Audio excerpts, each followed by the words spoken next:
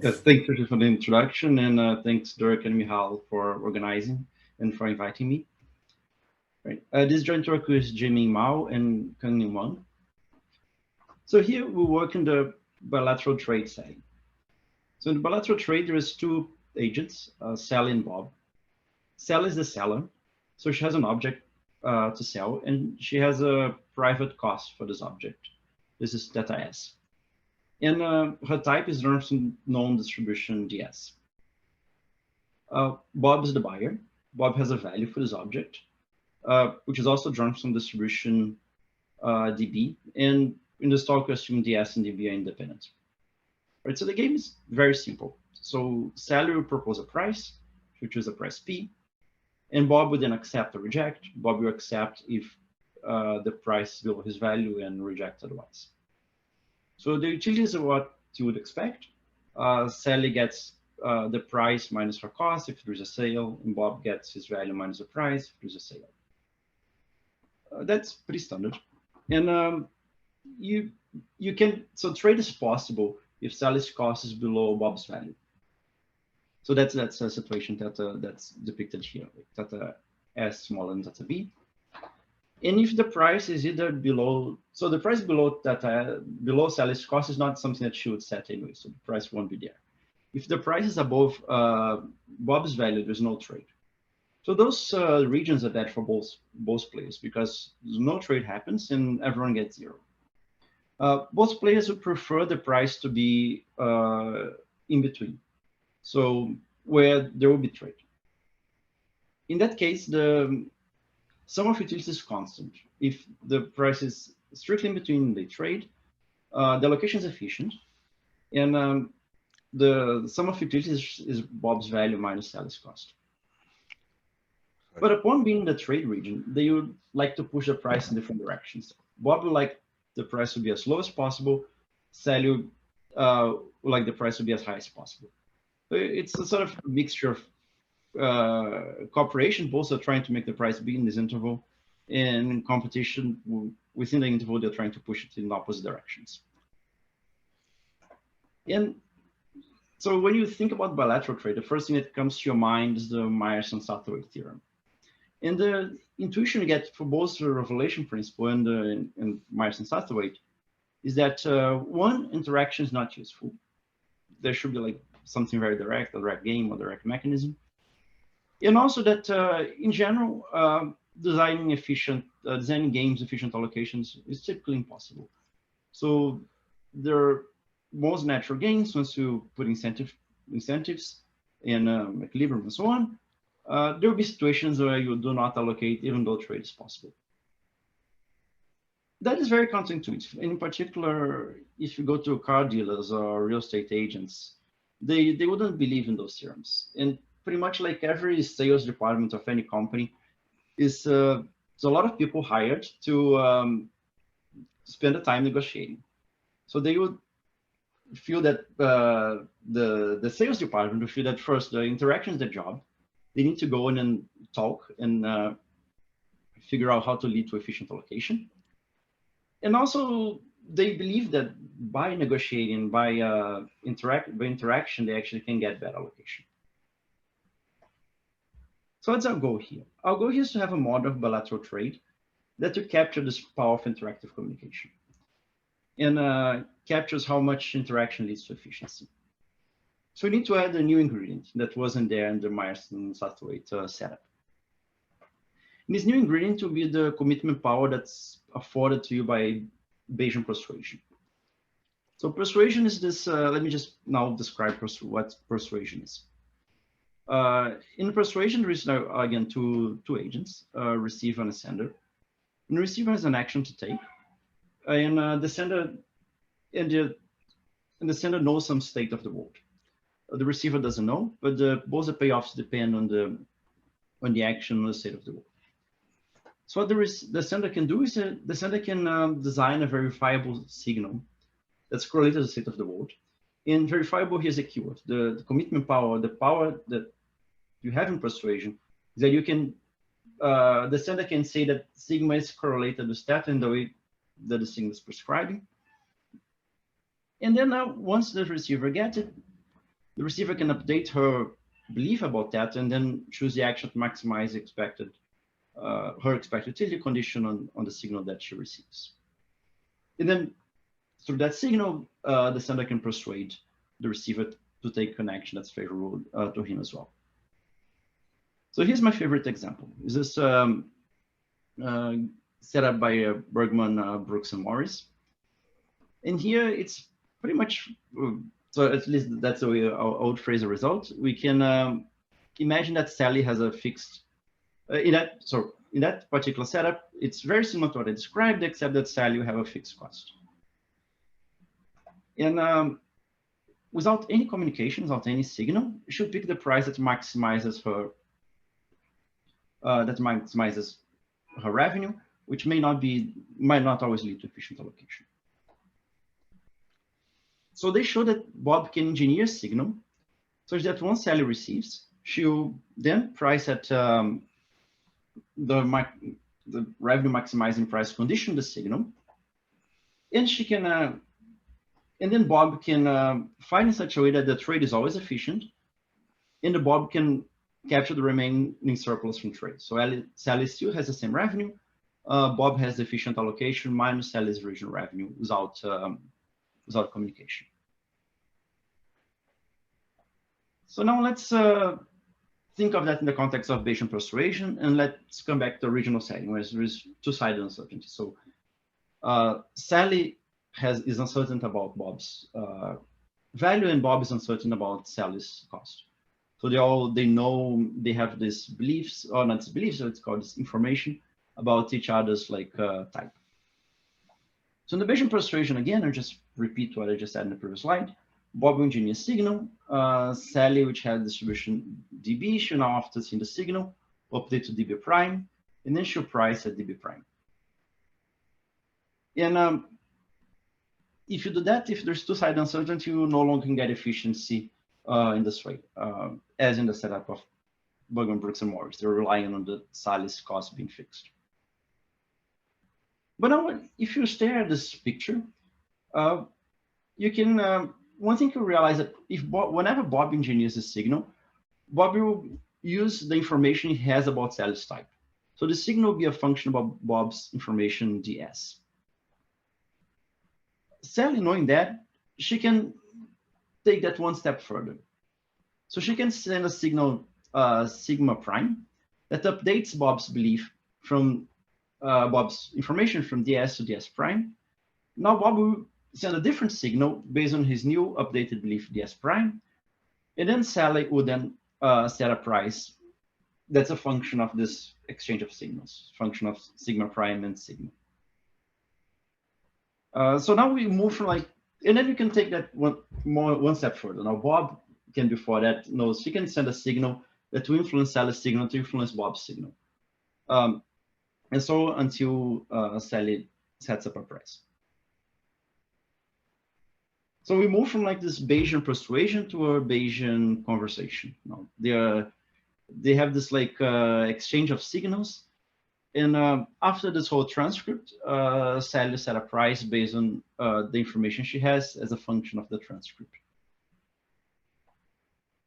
And right, so we'll work in that model. I'll write a formal model in a few slides, but before I get you to the formal model, some question that may be in your mind is what's the relation to chip talk? There is this very nice model by Allman and Hart called, there's a very nice paper called Long Chip Talk that defines a model of interactive communication in games. And there is an important difference with respect to the whole line of work on chip talk, is that the communication here is not cheap. In chip talk, agents essentially can say anything. They can send any messages. They are not verifiable. They are not, there is no commitment, nothing. They just speak. Here, on the other hand, agents, we are here in the persuasion setting. So agents can only send signals that are verifiable. So if you commit to send a signal that's correlated to your type in a particular way, you send that signal correlated in that way. And that's the extra power that the setting gets with respect to the chip talk. So one way to phrase it in a sentence that you can send partial information, but you cannot send false information. And there's motivations for that in trade settings. Let's imagine that Sally and Bob, they are two real estate brokers. So Sally is a broker acting on behalf of the seller, and Bob is a broker acting on behalf of the buyer. So Bob and Sally, they're two brokers, they interact all the time. So they have reputations. So if they lie to each other, they will damage their reputation. So they are fine to not reveal the full information, but because reputation, they only say true things, but maybe partial. Other ways that there could be third-party verification. So there could be mechanisms in which Bob will say something and they will hire some external consultant or hire an external inspector to validate what Bob is saying. Or there might be situations in which they can show proof. So Sally can prove that her cost is at least so much, or show something that correlates with her actual cost that Bob can verify. Right, so that's just some motivations to saying why we are in this new setting. But now that, let me just define a formal model. In the formal model, we'll keep bilateral trade as our main, the main side we study, but the model is more general. The model works for any game. It's a two-player game with Sally and Bob that have type spaces, abstract type spaces, theta S and theta B. And the types are drawn from dependent distributions ds and db. Sally has an action in a set AS. And there are payoffs, which are functions of both types and Sally's action. And as all structure is known. Right, and what's a communication protocol? So before the game is played, so before Sally chooses her action, there'll be a communication protocol. So it's a communication protocol is an alternating exchange of messages. So in odd rounds, Bob will send messages to Sally. In even rounds, Sally will send messages to Bob. And here we use this convention that 1 denotes the last message, 2 denotes the before to last message, and then the message before that is like time 3 and time 4. So time is indexed backwards here. We will see why in a second. So what is these messages? So a message is information refinement. So a message that Bob will send to Sally in an odd round will be a function of that type. That maps the information Bob has about Sally. So that's a distribution of Sally's type space. And information that Sally has about Bob, and it maps to information refinement. So what's an information refinement? Is a distribution over distributions over Bob's type space. So in other words, the distribution of signals. So to make an information refinement, you need the following. You need notice that message B of T of DSDB, that's a distribution of the distributions. You can take the average and say, what's the average of the distribution of distributions as a distribution? And that should be the regional information that Sally has about Bob. So pretty much whenever Bob messages, Bob splits Sally's prior information about him in many posteriors.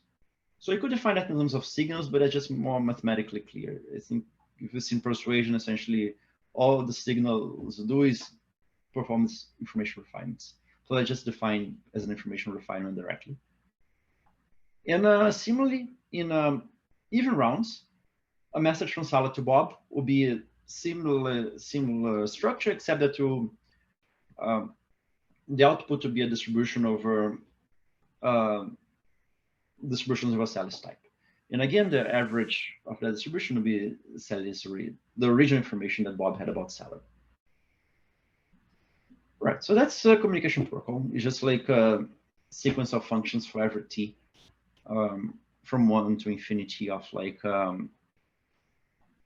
how they will update each other's information. So we haven't defined equilibrium yet, but let me just define payoffs. Let's say you fixed, you have the game fixed, which we defined 2 slides ago. We have like a communication protocol fixed, which we defined the last slide. And now the first thing you can say is that the payoff is out communication. So for every, that's simple. That's a natural thing. That's just a game. That's just a plain Bayesian game. That means Sally picking her optimal action based on what she knows, and then just computing expected utilities for both. So then you can define this notion of pi 0s and pi 0b, which would be the expected payoffs if Sally's type is drawn from DS and Bob's type is drawn from DB. You can do that for both agents.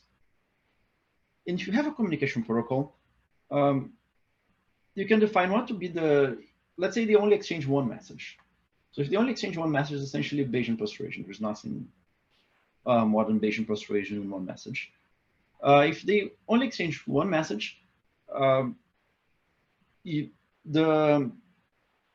payoff, each of their payoffs would be the payoffs of the 0-round game, so the game without communication, after they get updated this way. So let me just let's maybe read the first line, parse the first line.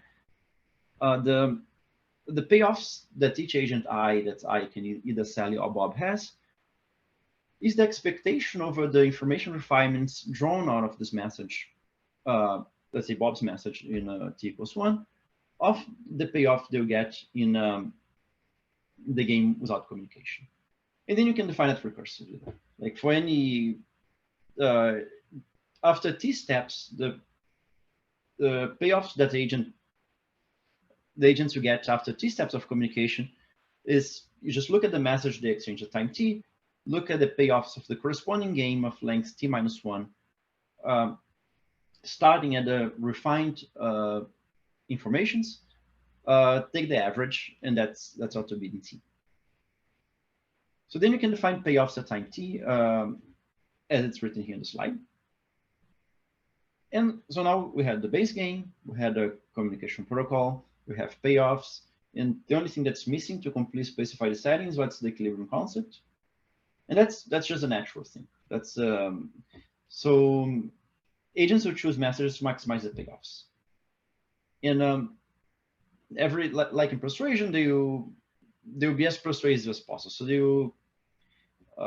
they'll try to maximize the payoffs from the induced game, the expected payoffs from the induced game on the smaller, like t - 1 length protocol. So essentially in these lines here, where they find the payoffs round t, it essentially just picks the messages and maximizes argmax here.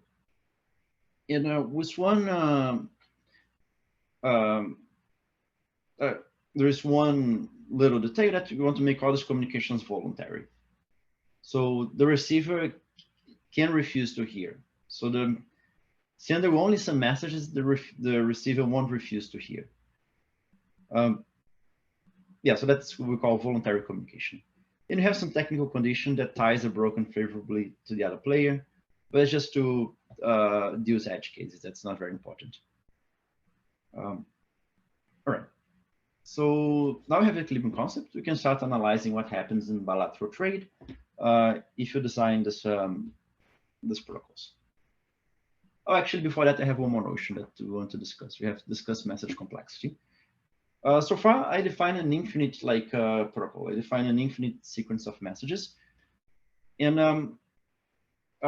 if you go back to the previous definitions, you see that the payoffs of each agent always increase with time. So the more they talk. For the following reason, the sender, whoever is sending a message in that round, can always choose not to send any message, or they can choose to send a completely uninformative signal. So the payoff of the sender weakly improves. The payoff of the receiver also weakly improves because the receiver can always choose not to hear. So that's one voluntary communication. So payoffs are monotone with time. And if they're monotone, then you can define limit payoffs. So what would be the limit? What would be the limit payoffs if they're allowed to talk for an infinite? They have a communication of infinite duration. So that's what pi I infinity is.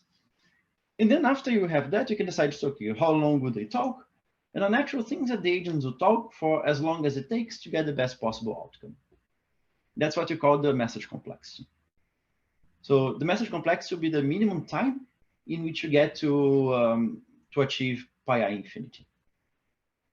So it's possible that, say, after 5 rounds of communication, the more they talk, the payoffs don't change. So let's just essentially just talk for 5 rounds. It could be also possible they talk for an infinitely long, the payoff always increases. So that's what, it's called message complexity. And the main result in this paper is that which called is nonstop communication to efficient trade, which it's for the bilateral trade setting, and says that for bilateral trade, agents don't stop communicating until they reach an efficient allocation. So mathematically, it means that if the message complexity is finite, so they stop talking after some length of time, it must be because they reach an efficient allocation. So they are, because after that, after those many periods, they found a way to, they exchange enough information that they can allocate efficiently. All right, and so that still opens one possibility. It's unclear that has this if condition, if message complex is finite. You can ask, can it be infinite? All right, so I think that's actually a very nice question, that whether it can be infinite or not. So we don't know the answer to that. We leave it open, but we believe it should be always finite, essentially based on simulations. You can solve this game, compute the optimal efficient protocol for various examples. And all the examples you could think of, they always stabilize after finitely many rounds, and by the previous theorem, they always stabilize in efficient allocation. So if we formulate this efficient communication conjectures in a bilateral trade, if distributions have finite support, then communication is always finite. And if true, it's very interesting, because if true, the interactive communication always leads to an efficient allocation in finitely many steps, finitely many rounds of communication. If it's false, I think it's also very interesting, because it would mean that there will be situations in which agents, the buyer and seller, would prefer to have an infinitely long conversation before trade. So the more they talk, the more they can improve the efficiency of the allocation. Yes, I think resolving either way would be interesting. And we have some progress. So let's get one setting that we can actually solve explicitly and then fully describe the optimal protocol is when the type, the distribution of the bias values as support size 2. So there's 2 values, high and low, with any values, but like essentially the buyer can have a high value or low value. In that case, 2 rounds of communication are not. So with the Sally can send a message to persuade Bob to send a more informative signal. Bob would then send a signal, and then Sally will allocate efficiently. Yeah, but we know that that doesn't extend to more than 2. So if Bob's type has supports at least 3, there are protocols that you can show that they are longer than 2, that they require at least 3 messages to be exchanged. Right, so just mention quickly about the proof techniques. The proof techniques here are a mixture of communication complexity and persuasion, and Bayesian persuasion. And the proof the main theorem goes by recursive argument. At first, we analyze we show that if agents prefer not to communicate at all, so if the communication complexity is 0, means for any pair of distributions, if there is some pair of distributions for which agents no one would like to send any message. They're fine as a current allocation. The only way this can happen is because the allocation must be already efficient. In the second part of the proof is a reduction, saying that if there is a protocol of finite length t that leads to an inefficient outcome in a protocol stabilized after t, then there must be a protocol of length t minus 1 also leading to an inefficient outcome. And for the second theorem for support size 2, then the proof goes by studying this dynamics of alternative concavification. So if you know Bayesian persuasion, essentially it's about replacing payoffs by the concave holes. That means just doing that alternatively. Do the concave hole on the buyer and then concurrent on the seller, and then keep repeating this process. You want to know, does it convert to a fixed point? How does that look like? And to do that, we kind of build a higher order version of the indifference argument of Bergemann-Brooks-Morris. All right, so I think that's what I want to say about bilateral trade. I'll just finish with some game that I think it's very fun. Actually, at least I had a lot of fun writing and analyzing this game. As I mentioned, this model of interactive communication, it's pretty much a model for any game, not only bilateral trade. Bilateral trade just turns out to be the game for which you can prove the results I mentioned. But let me mention this other game. It's called the spy game. And as an example, it's a very simple game, but the communication protocol is very complicated and very long.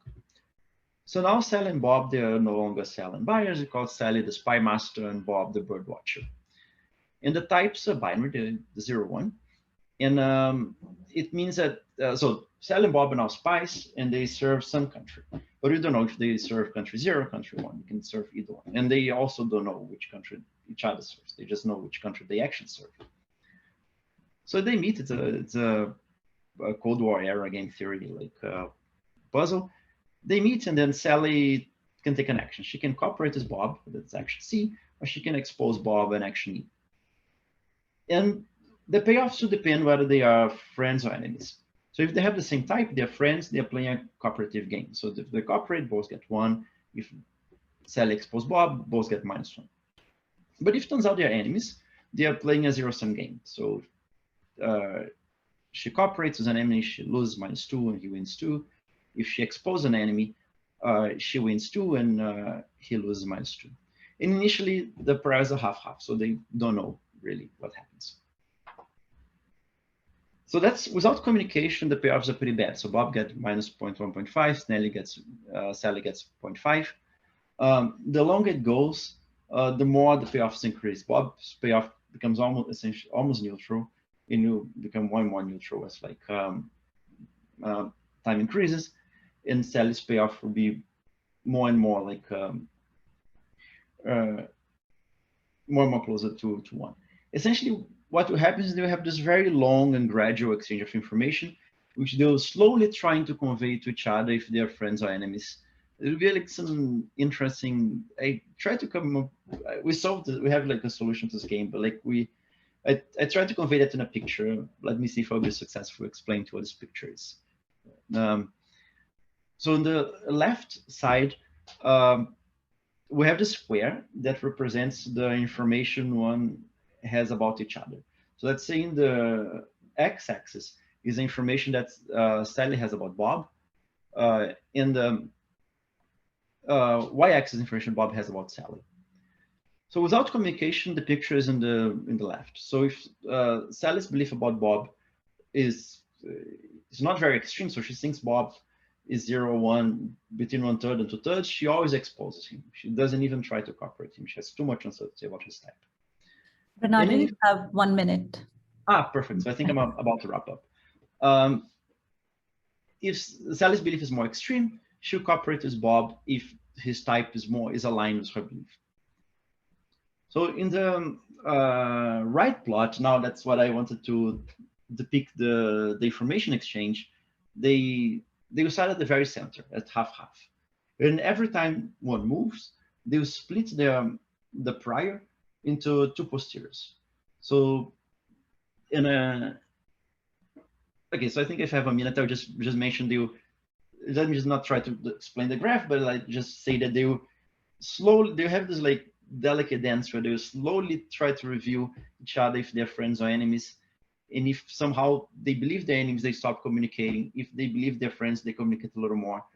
And they try to reach some state where they know they're friends, but not to reveal too much. They think they're enemies. So that's the setup. And I'll just maybe, but you can see the paper for more details. So I just went up with this conclusion, which is the opposite of Myerson-Satterthwaite with this new device of verifiable signals, that long interactive communications can improve outcomes. They can be very useful, and they can lead to efficiency. And there may be a lot of interesting games. You should try this. Papers on archive. Yeah, thank you.